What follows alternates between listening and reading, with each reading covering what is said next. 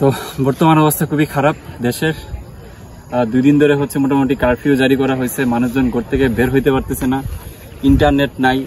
তারপর দেশের পরিস্থিতি খুবই খারাপ। প্রত্যেকটা বিশ্ববিদ্যালয়ে তো সবাই জানতেছে যে আসলে বিশ্ববিদ্যালয়গুলোতে আসলে এখন পড়াশোনার বদলে রণক্ষেত্র হয়ে যাচ্ছে। পাখির মতো মানুষজনকে গুলি করে হত্যা করা হচ্ছে। ওইদিকে নিউজ চ্যানেলগুলো তো অথেন্টিক কোনো নিউজ দিচ্ছে না। দেখা যাচ্ছে যে মানুষ মারা যাচ্ছে 10 জন, সেখানে বলতেছে 1 জন মারা যাচ্ছে। আজকে একটা নিউজ দেখলাম যে মানুষ নাকি হচ্ছে সারা বাংলাদেশে 29 জন মারা গেছে, অথচ হিসাব করলে 1000-এর উপরে হবে মানুষ মারা গেছে। তো আমরা বাসায় বসে অনেকটা কি বলা যায় বন্দি অবস্থায় আছি সবাই। না আছে ইন্টারনেট, না আছে কোনো কিছু করার একটা এখতিয়ার, কিচ্ছু নাই। আমরা যারা সাধারণ শিক্ষার্থী যারা আছি এবং সাধারণ মানুষ যারা আছে তারা আসলে অনেকটাই ঘরবন্দি হয়ে বসে আছে, কিছু করার নাই।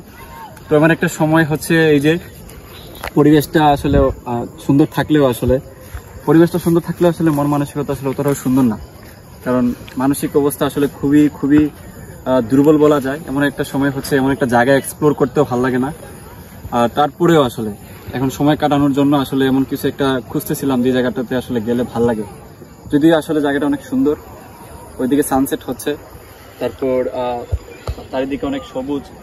হ্যাঁ, সবকিছু মিলাই আসলে ভালো লাগার কথা, কিন্তু তাও না ভালো লাগতেছে না। কোনো একটা কারণে অনেক বেশি আতঙ্কিত মনে হচ্ছে। কারণ এই সময়টাতে আসলে এই যে ঢাকার মতো একটা জায়গায় কয়েকজন মারা যাচ্ছে, কাউকে গুলি করতেছে কিনা সেই সম্পর্কে আমরা অবগত না। অ্যাকচুয়ালি আমাদের এমন একটা অবস্থা হয়ে গেছে যে কি আমরা আসলে জানতেও পারবো না যে এখান থেকে 1 কিলোমিটার দূরে 2 কিলোমিটার দূরে হচ্ছে সাস্টে কি হচ্ছে তাও আমরা জানি না। এমন একটা অবস্থা, মানে কারো যদি মায়েরা শোয়া রাখে তাও আমরা বলতে পারবো না, এমন একটা অবস্থা। যাই হোক, তো এই হচ্ছে অবস্থা। এই অবস্থাটা আসলে মনে রাখার জন্য আসলে ভিডিওটা করা। তো তোমরা যারা দেখবা তারাও নিশ্চয়ই কোনো না কোনো একটা কাজ করতেছো, সময় কাটতেছে না। আমরা আশা করি আমাদের আগের দিন ফিরে আসবে, এই যে কঠিন সময় দূর হবে, সেই আশা রেখে আসলে এটুকুই থাকলো। আল্লাহ হাফেজ।